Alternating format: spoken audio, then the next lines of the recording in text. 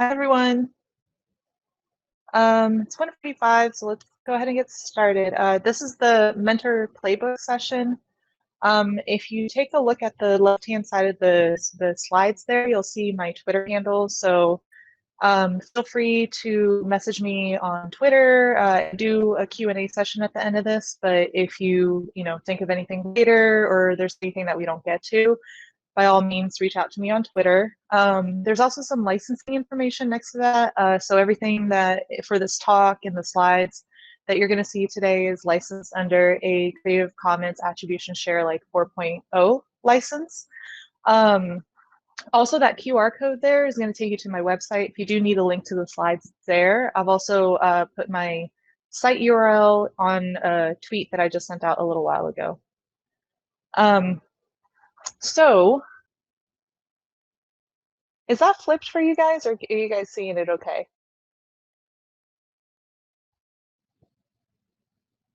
Okay, cool. It didn't look the same earlier, but if you guys say it's cool, we'll go with it. Okay, so I did want to take a couple of minutes to say thank you to the sponsors. They're the reason why we all get to be here. They're keeping the community alive and thriving. So absolutely, it's hard work. So thank a sponsor, maybe virtual hug an organizer today if you get a chance.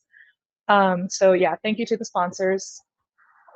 So for this session, basically, I started my career in tech as a sysadmin, and in wanting to transition to development, I actually did that by including mentoring as part of that process, right? So before I ever got my my first full-time dev job, I was helping mentor at a monthly coding class, and some of the material I was familiar with, some of it I wasn't. It was very kind of beginner-friendly, entry-level front-end development skills type of topics. But it was still pretty terrifying, even when I knew the content. We would get the worksheets ahead of time. We knew exactly what we needed to do, what we needed to learn in order to support the people who were coming in. And that was kind of everybody's experience, all the mentors' experience. I saw that there was a lot of mentors who were kind of scared as far as mentoring, weren't sure that they were qualified, all of that, right? So eventually I became the mentor director for that program. And when I did that, I started thinking about, okay, how do we bring in more mentors? How do we make more women, because this was specifically a coding class for women with women mentors, how do we get them more comfortable mentoring? So I wrote the what I call the Mentor Playbook, and we use that now for our onboarding for all of our incoming mentors. So this talk is based on that. And my goal for today is to help you kind of demystify what mentoring is, so that you can hopefully approach a mentoring opportunity a little bit more comfortably. So what is mentoring? Sometimes we think of mentoring as like having to have all the answers, but really mentoring is supporting someone in order to help them get to where they want to go. It's not telling someone what to do or having all the answers. What you're there to do as a mentor is to provide them support and help them on their journey to get to where they want to go.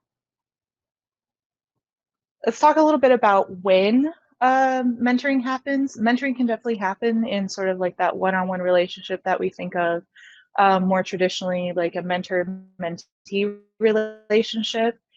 But it can also happen in an educational environment. Like I mentioned earlier, that coding class is a good example. Or for example, at my work, we do a thing called Dev Chat every 2 weeks where we all the devs get together and knowledge share, go over some topics, that kind of thing.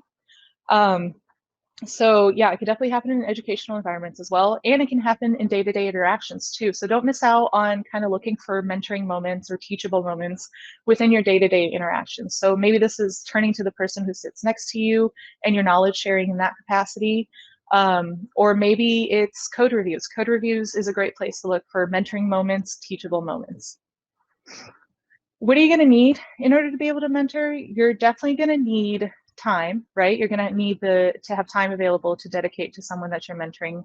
I don't want you to feel like any sort of constraint on time that you have available is a reason to not be on the lookout for those mentoring moments that I mentioned before, right? So there is a whole spectrum as far as like time commitment for mentoring. Just keep that in mind so that you're not discouraged by it takes too much time or anything like that. You also need to be ready to give more than you take. So there's benefits to you as the mentor in mentoring, but you do want to always keep the mindset that you're there to specifically support and benefit the person that you're mentoring. So in order to really understand what mentoring is, we touched a little bit on it before. Mentoring is not having all the answers, it's supporting someone through their process. But really, we're going to be supporting them through the process of learning, the process of growing. So let's talk a little bit about what that learning process is.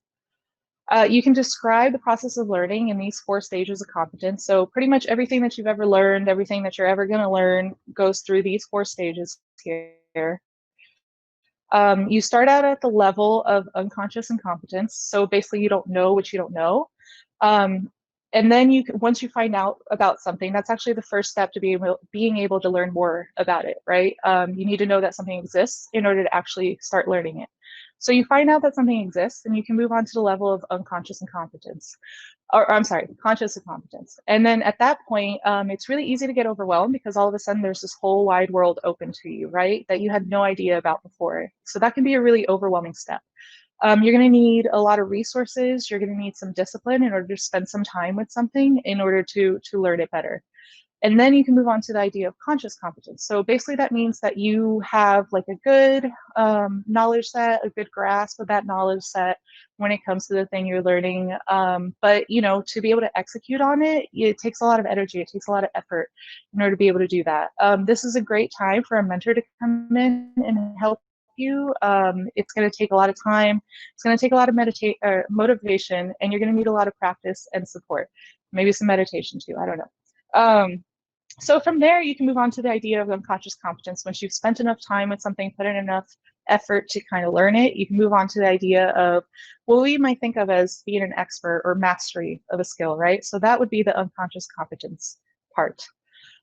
So kind of breaking it down like this and really thinking, being thoughtful about what it means to go through the learning process is going to help you have some empathy for yourself through the learning process, and also help you have some empathy for the person that you're mentoring through the learning process.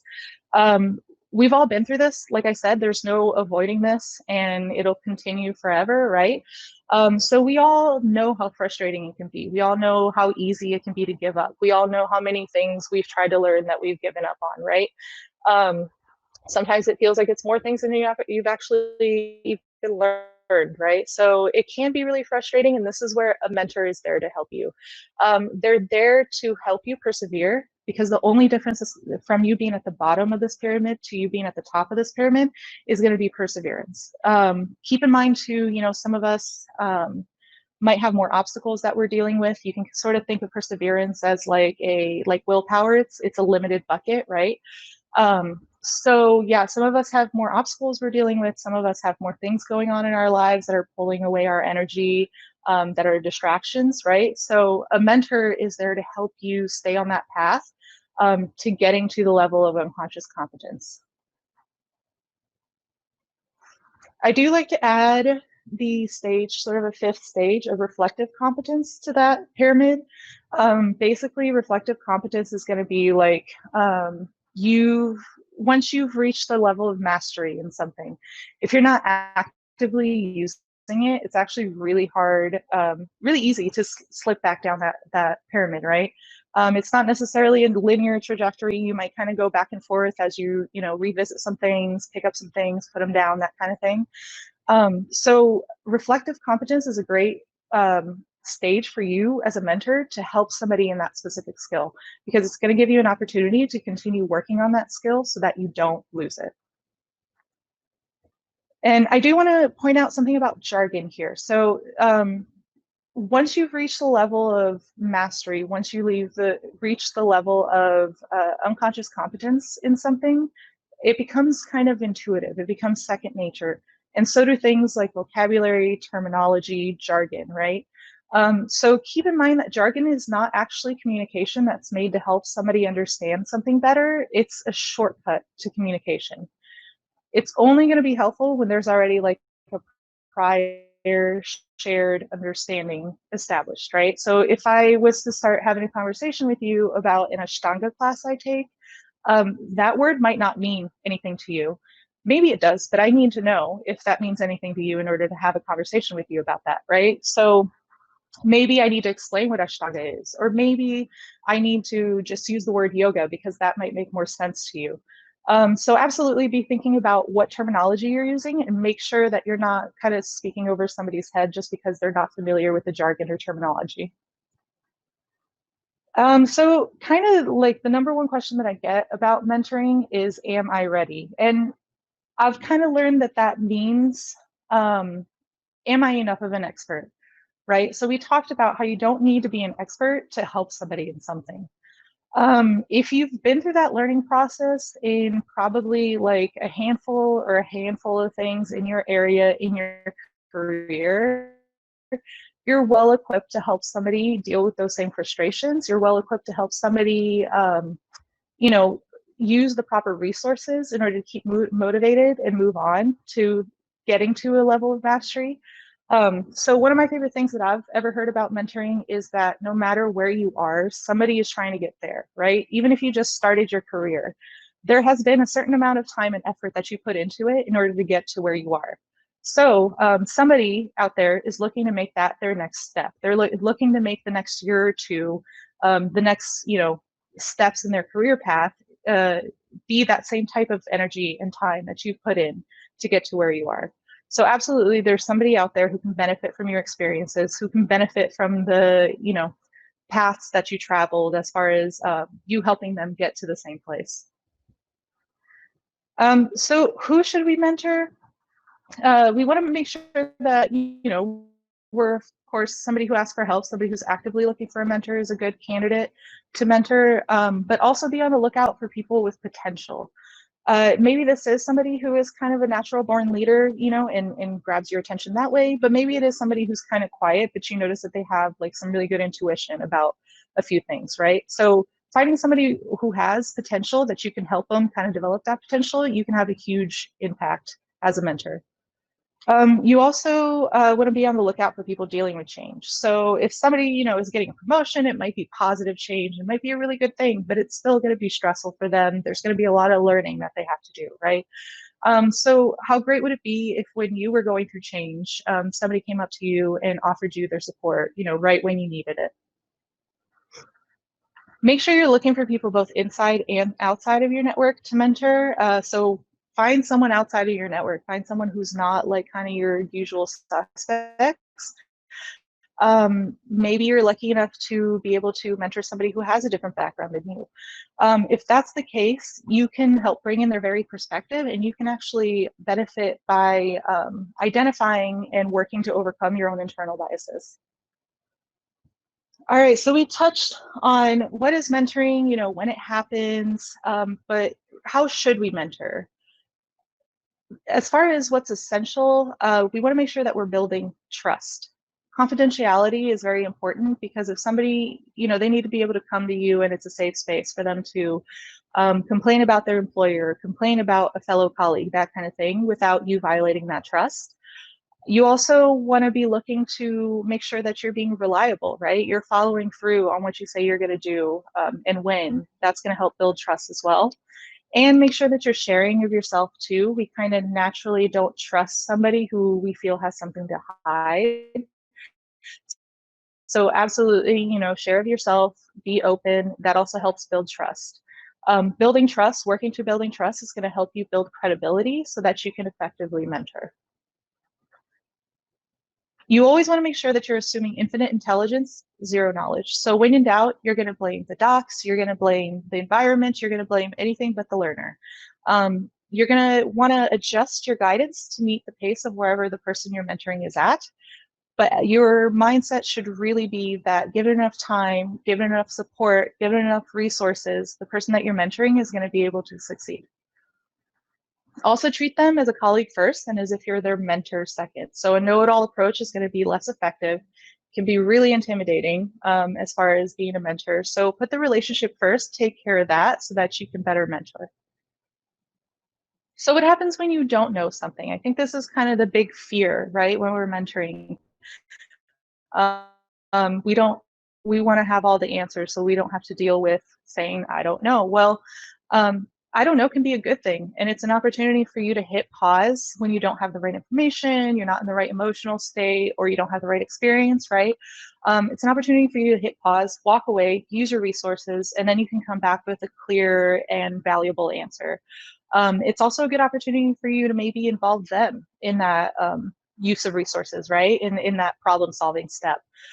So saying I don't know makes you relatable. Again, it would be intimidating if you actually did know everything, right? So I don't know is actually a great opportunity if you use it right.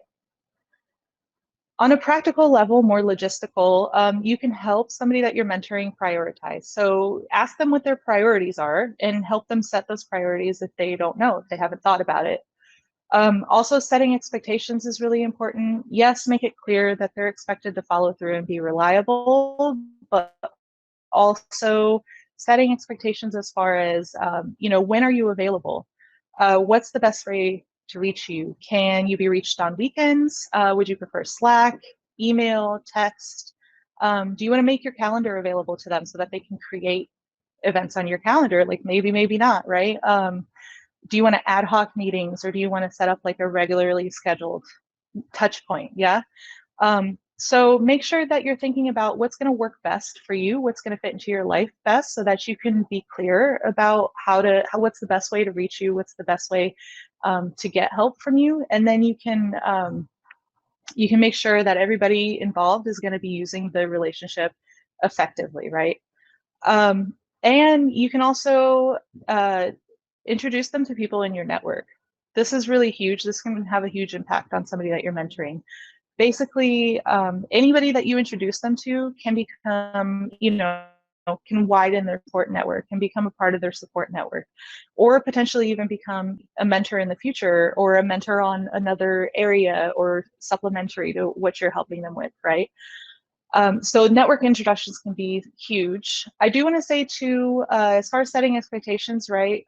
We we're virtual right now. There's a lot of things going virtual. I actually have two people that I've been mentoring for a while that reached out to me while I was traveling at conferences, right? So I was in their hometown and I don't live there. And they reached out to me and we've maintained a purely online mentoring relationship. And that's worked great. And for me, like sometimes I almost prefer it because it's, I can do it from home. I don't have to worry about going anywhere. Scheduling is a lot easier, that kind of thing.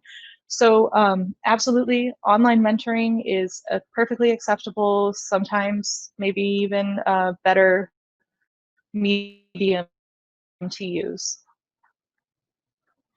Another thing you're doing as a mentor is you're helping remove roadblocks.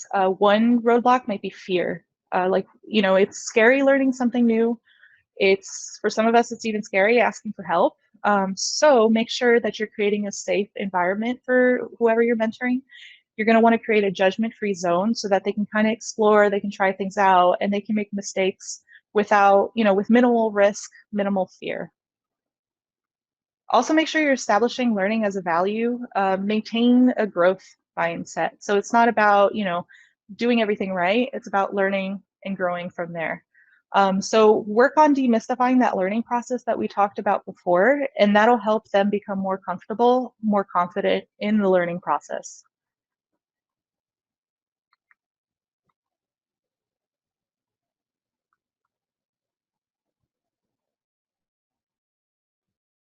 Oh, you're still seeing the first slide.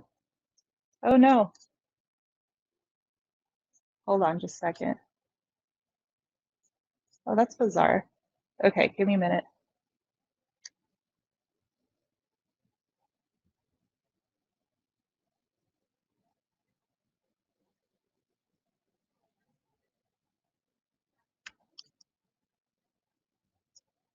All right. Hold on just a second, y'all. Thank you for letting me know.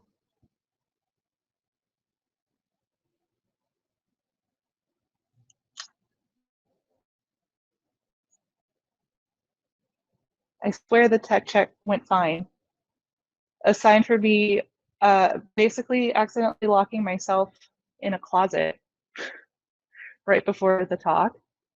But the tech check went fine. Let's try this.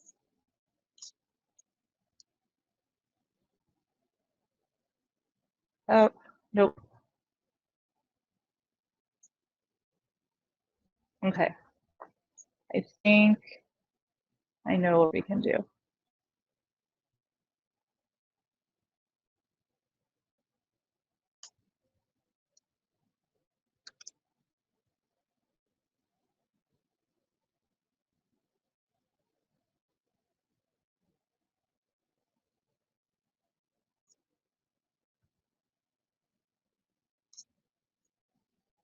Hmm.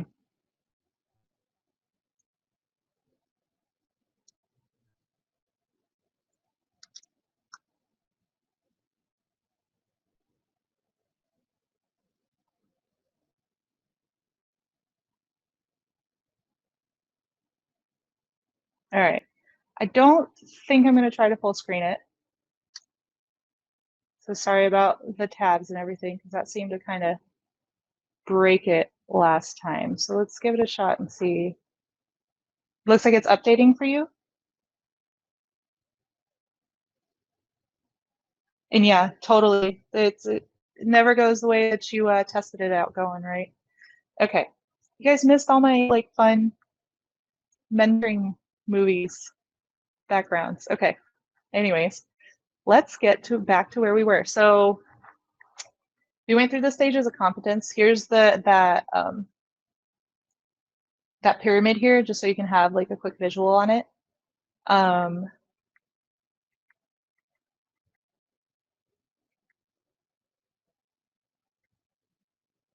We went through somebody who we should mentor. We were starting out with how we should mentor. So we talked about building trust, talked about making them a colleague first, and then we talked about what you do when you don't know, right? So practical things, we covered those. We were on the roadblock, am I right?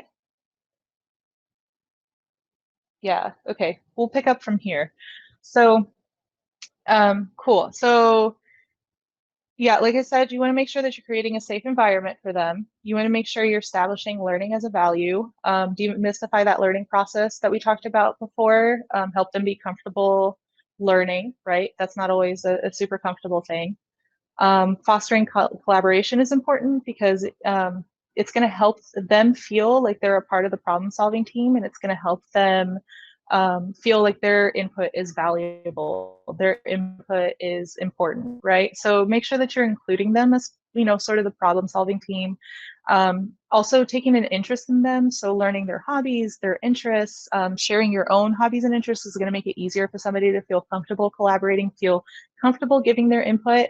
And then you also want to make sure that you're admitting vulnerability. This is important just in terms of making somebody comfortable, right, in giving their input. Another roadblock that you might run into that you can help a lot as a mentor is imposter syndrome. So imposter syndrome definitely affects people of underrepresented communities more. The reason why is because when you're looking around for clues that you're capable, that you belong, and you're not seeing yourself represented anywhere, that can be really intimidating and it can kind of send you the wrong signal, right? So make sure you're celebrating their accomplishments. Make sure that you're helping them realize when it is that they are succeeding, so that they can feel capable. Imposter syndrome is all about kind of like, despite external evidence that you're capable, you still are scared or worried, feel like you're incompetent, right? So celebrating accomplishments can be really big here. Also, I do want to say, like, accomplishments doesn't have to mean you did something and you like completely aced it, right? An accomplishment could be something like, a friend of mine calls it failing successfully. Something like, I'm going to apply to speak at 5 conferences. Maybe you've never spoken before, and the likelihood that you might not get into those 5 conferences might be big, right? There's so many different factors that as to why your talk might get chosen. So failing successfully, saying I'm going to apply to 5 conferences, and then you get rejected from 5 conferences, that's still an accomplishment. Things like recognition or awards obviously can be accomplishments, but even like trying something for the first time is an accomplishment. Doesn't matter what the outcome was. So help them kind of celebrate those accomplishments. That's going to help them combat the negative self-talk that might come along with imposter syndrome. Also reflect on their progress. It's really easy for us all to lose track of, everything that we've learned in the past year, for example, all the progress that we've made, right? A brag book is a good idea in this, for reflecting on progress. Basically, what you do is you kind of write down like the date, your accomplishment, right? Maybe it's failing successfully, whatever it was. And then you have like a running log. I know some people who look at their brag book when they're kind of like doubting themselves, right? As a self-esteem book. Boost. So brag book is great here. I would encourage everybody to kind of go home. Like if I asked you, how many things have you tried for the first time, or how many things have you learned in the past year? I bet you really have no concept of like what's even a close guess. So going home and spending like 20-30 minutes is really a great exercise for you to do. Go through your Slack messages, go through your Git commits or your calendar, whatever it is, to kind of get a running tally of everything that you've learned in the past year, and I bet you'll be surprised. I did this a little while ago as like a workshop, and it was like there were so many things that I just completely had forgotten about that I completely wasn't giving myself credit for, right? So yeah, a brag book, make sure you're reflecting on their progress so that they can capitalize on that momentum and keep moving forward. You also want to make sure that you're encouraging independence in somebody. So let them kind of deviate, let them customize from your advice, and make sure that, again, you're including them as part of that problem-solving team. Make sure that you're helping them come to good conclusions for themselves as opposed to telling them what to do. You don't want them to depend on you always. You want them to be able to make good decisions for themselves. So encourage their independence for sure. Another important thing to think of as a mentor is formulating good responses. How do we do that? Well, good responses are approachable, they're vulnerable, and they're present. So approachable, basically they're not, whatever response you have for somebody is going to be non-judgmental. So don't shame anyone in their learning process ever. Being vulnerable means sharing your own failures and mishaps, right? Being ready to say, I don't know, being comfortable saying, I don't know. Failures and mishaps is a fun one. Like, for example, if you once took down a credit card server and then spent the next 3 hours trying to bring it back up as like the staff of an entire 300-room hotel, like manually ran credit cards, right? You can laugh about it now, so you might as well share that story, yeah? So yeah, be vulnerable, share your own failures, normalize that learning process that we talked about before so that they can be more comfortable. As far as being present, you want to make sure that your responses are showing that you're receptive, you're available. So you're dedicating time and attention specifically to them, right? You're not multitasking. You're not, trying to make your way out the door as they're talking to you. So a lot of this, making sure that your responses are approachable, they're vulnerable, they're present, all of that is going to be body language. So just take some time to think about, is my body language communicating what I think it is? Yeah. Eye contact is important, maintaining an open stance, active listening. So asking questions to further your own understanding of what somebody is saying, as opposed to like waiting and formulating your response in your head as they're talking, right? So just kind of like think about it, keep an eye on the fact, like, is what my body language communicating what I think it is and what I want it to? Good responses are also going to be encouraging. Make sure you're being encouraging, especially to the first few questions so that they can feel comfortable coming to you. Good responses also walk the middle path. So don't go too shallow, too deep in terms of your explanations. You're going to give them just the right amount of information so that they can make a good decisions for themselves, right? So don't worry about being too specific or too like correct or whatever, because you can easily overwhelm somebody if you give them too much information. So yeah, try to give them the exact right amount of information that they're going to need to make a good decision. Also, good responses are going to be non-directive. So don't assume you know what's best for them. They need to decide for themselves what's best for them. So you're there to help them reach a conclusion, reach a solution, right? But not there to tell them exactly what to do. Some examples of that responses, well, actually is something that oftentimes a well actually is going to give you like a minor correction that's not actually made to help you understand something better, right? So like, I bet we could all like close our eyes and just imagine that guy who's waiting for you to finish talking so that he can well actually you. Yeah. Yeah, just don't be that guy. Make sure that what you're contributing is valuable and going to help somebody further understand what they need to understand.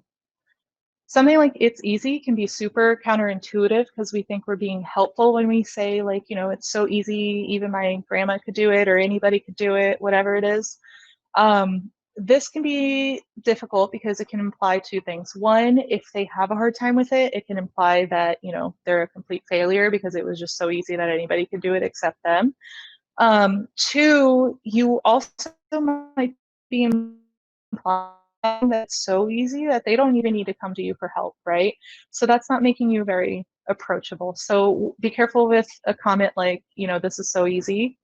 Also, something like just XYZ is maybe going to give them like the exact solution that they need for that one problem, but it's not going to give them any sort of transferable knowledge to take into the next situation so that they can make a good decision even without you, right?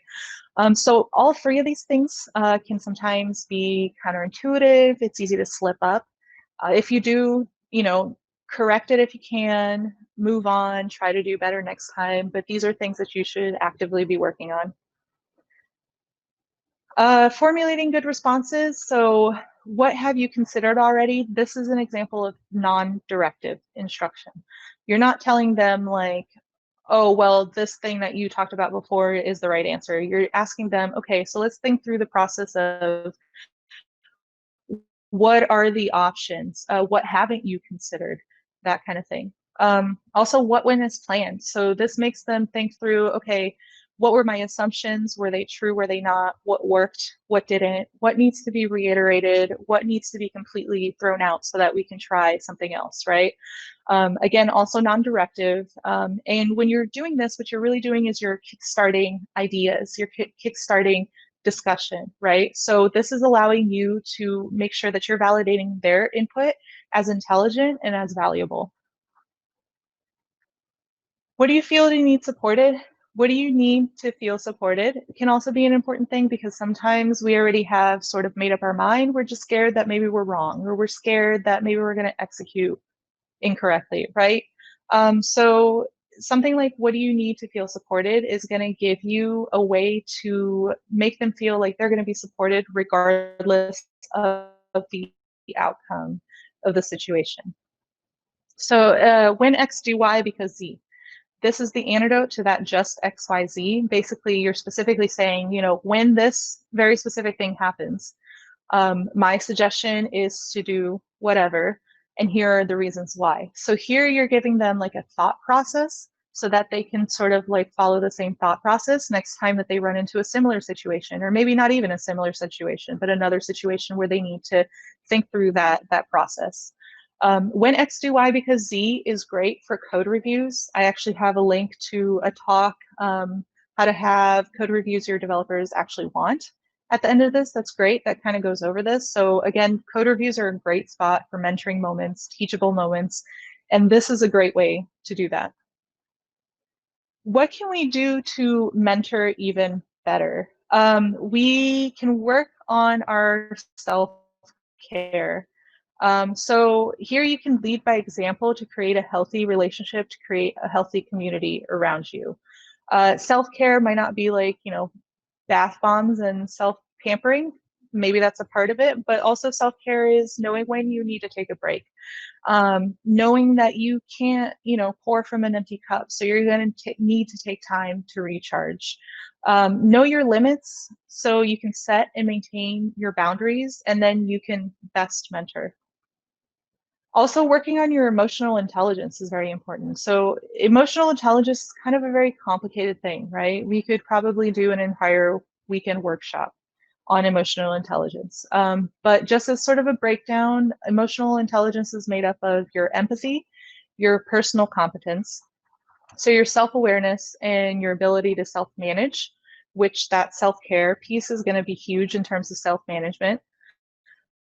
And also your competency, so your social awareness and your ability to manage relationships. So what working on your emotional intelligence is going to do is it's going to make you better able to discern what emotional state somebody's in, right? Is this a teachable moment? Is this a developmental moment or not? So be on the lookout for a lot of those body language cues that we talked about before. Do they have defensive body language? Are they expressing like a lot of frustration? Do they seem distracted, impatient? They're trying to get out the door. They're multitasking, all of that, right? Probably not a good time to try to teach somebody something. So, working on your emotional intelligence is going to let you know when it's time to maybe encourage somebody to take on a little bit more, to, sort of give them a push. Or maybe it's time to tell them, like, hey, you seem really frustrated. This might not be the best time. Let's take a break, right? Know too that you don't have to always guess what emotional state somebody's in. You can ask them too, right? So specifically asking them like, you seem really frustrated. Do you feel like we could take a break and come back to this later? Or saying you've picked up a lot of momentum here. Do you think you're ready to take on a little bit more? That kind of thing. Make sure you're aware of cultural and personal sensitivities too. Again, sometimes this is body language, right? Somebody might not necessarily tell you when they're feeling uncomfortable, but you might be able to tell by looking at their body language. So make sure you're acknowledging and appreciating differences in background, differences in perspectives, whatever it might be. And keep a lookout for your own blind spots, right? We all have like limited experience. So for example, I had a female colleague, mentor, fellow developer, who every single time I would talk to this woman, we would start out on one side of the room and we would end up on the other side of the room, right? And it was happening over and over and over once I realized it. And to me, like this made absolutely no sense. And I really had to think about it. And what was happening was, maybe not now, but in the before times, I didn't necessarily need a lot of personal space. She needed a lot more personal space, probably like twice as much as I needed. So she would take a step back to, widen that gap and make herself comfortable. And I would take a step forward without even thinking about it, just subconsciously, right? So essentially, I was making this woman super uncomfortable and like chasing her around rooms, which is, again, so far beyond my experience that I didn't even think about it. But once I realized there was something going on, I could think about what was actually going on and figure out um, what I could change to not make her uncomfortable, right? Keep in mind, too, that if somebody comes from a different background than you, whether that's demographic, it's cultural, whatever it is, right? They have had different experiences than you. And likely they're going to continue to have different experiences than you, even sometimes by taking the same exact actions. So keep that in mind that you are going to have cultural and personal differences. You do want to make sure that you're working to outlive the relationship too, right? So you want to focus on character development as opposed to competency so that you can help build them up so that they can make good decisions without you. Since your goal is for them to rely on you less and less over time, and then they can continue to benefit from your relationship with them even after you've stopped mentoring them. Also, treat them as if you're going to be there forever. Mentor, kind of like the opposite, right? But this is going to let you keep a long-term mindset so that you can work on long-term guidance, long-term trajectory, so that they can make decisions that are going to outlive their time with you. Also, make sure that you're asking for feedback. So we often think of mentoring kind of like we think of teaching in the same way, right? It's just this innate skill. You kind of show up, you regurgitate the things you know, and that's that, right? We don't think about all the hard work that goes into it. But mentoring, teaching, these are skills, and these are skills that you need to learn, you need to practice, and you need to improve over time. So make sure you're asking for feedback so that you can reiterate and improve based on that feedback. Cool. So we talked about, what mentoring is, who you should mentor, how you should mentor, but why would you even mentor to begin with? You might want to mentor because it helps develop your skills, right? These might include things like leadership, communication skills. Mentoring is a great space to do that in. Also, it helps reinforce your knowledge. So there's some truth to the idea that if you can't explain a topic, even something like super complex, to a child, right? You probably don't have a good grasp on that topic. So finding new ways to explain things to beginners is a great way to reinforce your own knowledge. And you might want to mentor because it helps expand your network. You might get to know people who you would have never come into contact with if it wasn't for the person that you're mentoring. Or, for example, for myself, like I've found a great community of mentors, of volunteers through mentoring. You also might want to mentor because it helps you build community. So mentoring gives you a good opportunity to build the community around you that you want to be part of. Helps you make a positive impact on that community by helping create a culture of like supportive growth where everybody's helping each other improve. And you might want to mentor because it helps nurture belonging. So we all kind of like intuitively know that diversity matters, but bringing in varied perspectives into your communities, into your spaces can actually be like a tangible marker of even financial success, right? In a community, in a company. So if you're kind of looking around and you're seeing that you're not seeing enough women, or you're not seeing enough people of color, or whatever underrepresented group that you likely aren't seeing enough of, right? Try to find someone in that group so that you can support them, you can mentor them, and you can bring them in to help them belong, and then they can also help be that representation for anybody else who's coming in. So having been a mentor and helping guide mentors has had a huge impact on my career path. I've found a super supportive community. I've met tons of people that I never thought I would meet. I've maintained relationships online, in person, that have been really important, that I really appreciate.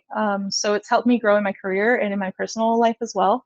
So hopefully you can approach a mentoring situation a little bit more confidently. And if you have any questions as far as mentoring at any point, please feel free to reach out to me. Thanks. And I do want to take questions too. I love having discussions about mentoring. So please, if you want to chat, I don't know if you guys can speak. Thanks, Andre. Um, or if we just want to talk about the expanse, because I'm on book 8 and I love it. So,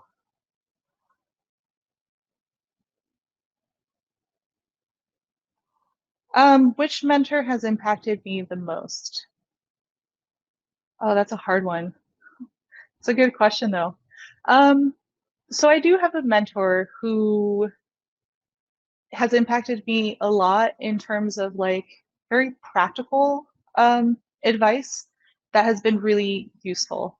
So maybe they didn't like give me like sort of emotional support or whatever, but they made themselves available and they did tell me like, um, good advice as far as I would reach out to them and be like, hey, how do I like do this very practical thing? And instead of me like having to spin my wheels and try to figure it out, they could just sort of say, well, this is the way I've done it. And that was great because I felt like it saved me so much time, right? Kind of being unsure of myself, going back and forth on like, how do I actually do this thing? So yeah, I would say that that person has been very impactful in terms of that practical advice. Yeah, it kind of allowed me to skip some steps in figuring a few things out, especially with speaking for sure.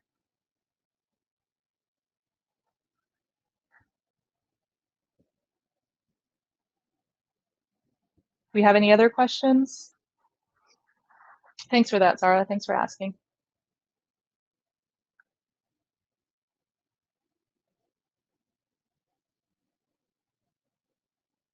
Yeah, this is kind of a big question. So the question is basically like, were most of your mentoring relationships established intentionally or accidentally? That happens a lot where people are like, should it be organic or should it be a very intentional thing, right? Um, in my experience, the organic relationships kind of tend to work out a little bit better. If we're talking about mentoring as a relationship, right? That's kind of first and foremost, kind of the most important thing in a mentoring relationship is the relationship. It should kind of happen organically, like you do with all other relationships, right? Sometimes it's hard. Again, I have had people who specifically reached out to me and were like, hey, I need help with this thing, right? And maybe that first step can be more intentional. And then from there, you can sort of like let it organically grow because you do kind of need to be compatible with someone you're mentoring or even someone who's mentoring you, right? Don't force it in that way. So I would say maybe take that first step of asking for help, but then let things kind of organically develop from there. I've had people tell me about very intentional, sort of like internal to their company programs as far as mentoring that totally didn't work.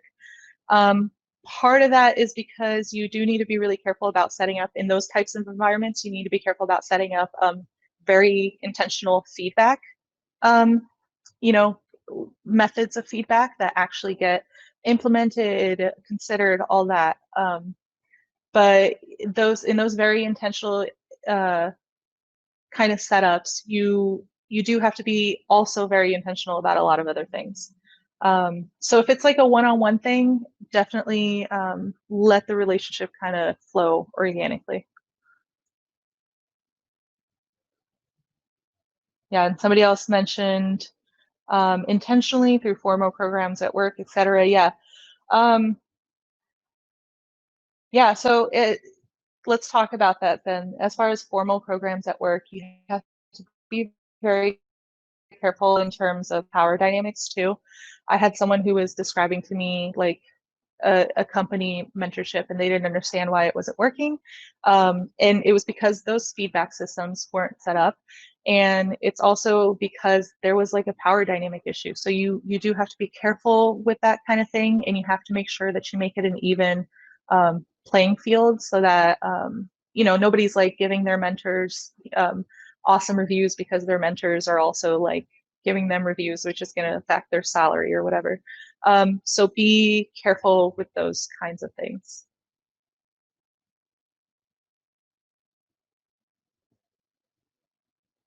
Do we have other questions?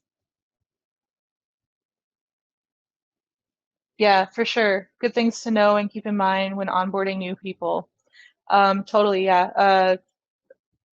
I would say feedback systems that are actually, utilized properly are huge, especially with onboarding and creating any sort of relationship.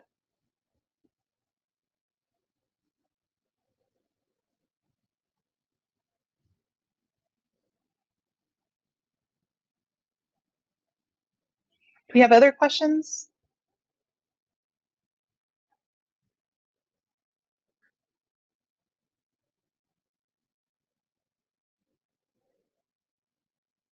I'd be interested to know too, what interests you about mentoring, right? Like what brought you to my talk today? If you want to share that. Okay, worst mentor. Uh, um, how about the person who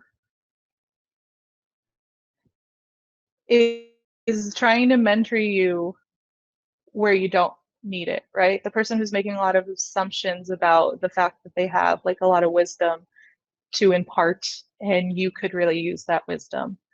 I wouldn't say, I wouldn't necessarily call them like a mentor because I didn't really think of them like that, but they did have kind of like a managerial supervisory role over me. And definitely, I don't think they ever took the time to really understand like where where I was at, what I needed, um, and also like what my capabilities were even, right? They didn't spend time with me in that way. They just kind of like wanted to impart knowledge and impart wisdom. So yeah, that's not going to help you be a very effective mentor for sure. Yeah, the mansplaining version of mentoring for sure. Totally.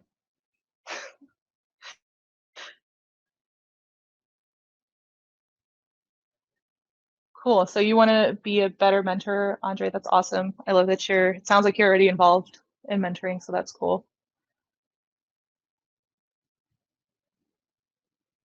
Yeah, again, you got to kind of like, it's a relationship, right? It's a two-way relationship. So one of the things that I really try to dispel in terms of mentoring is the idea that it's a top-down kind of approach, right? That you're just there to, excuse me, impart wisdom and just kind of like regurgitate, right?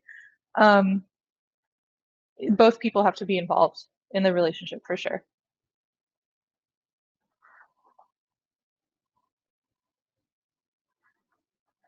Oh, that's awesome, Tracy. Thank you for sharing that.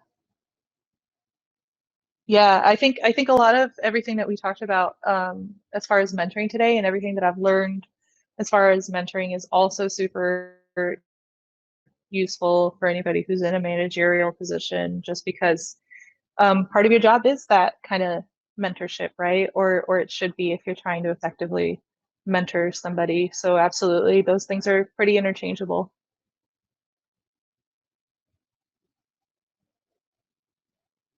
So you notice that people are coming out much better when you establish friendly environments. Yeah, um, that's part of that safe environment type of thing. If somebody feels unsafe, if somebody doesn't feel like they're welcomed or um, safe to share of themselves, right? That's a huge issue in terms of collaboration, in terms of learning, in terms of providing feedback, all of that, right? So you absolutely have to create like a safe environment, and um, you know that it's a safe environment when people are being themselves and when people are sharing of themselves, right? Especially if they're sharing things that are very personal and maybe not um, everybody else's experience. So if somebody's sharing a very personal experience that's very specific to their background, that's a huge indication that you've actually created a safe environment for everyone. Yeah, if people start freely joking around, for sure. Yeah, being themselves, right?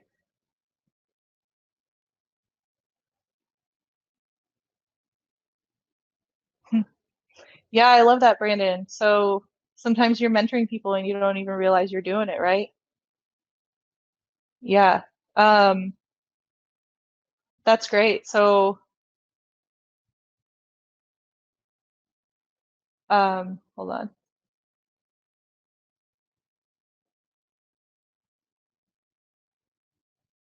Yeah, so again, like those teachable moments, those mentoring moments, right? If you think about mentoring, if you think about mentorship, and I mean, probably if you have, a handful of years in your career field, you're at some point somebody's going to look up to you as far as like knowledge sharing, or how do I get to where you are, or like look at all this experience that you have, right? So yeah, it can be. I like to think of mentoring as mentoring opportunities within different moments, right? Because you don't necessarily have to have that long, sustained relationship in order to be able to mentor somebody or help somebody, like it kind of seems like you've been able to do, Brandon.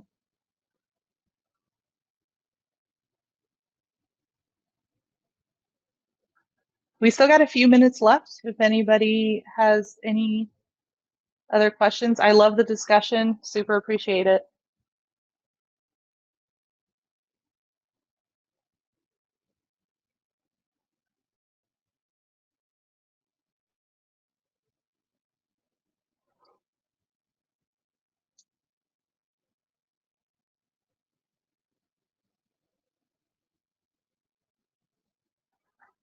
All right, y'all. I'm gonna hop off air on my video. Thanks, Tracy. Thanks for being here.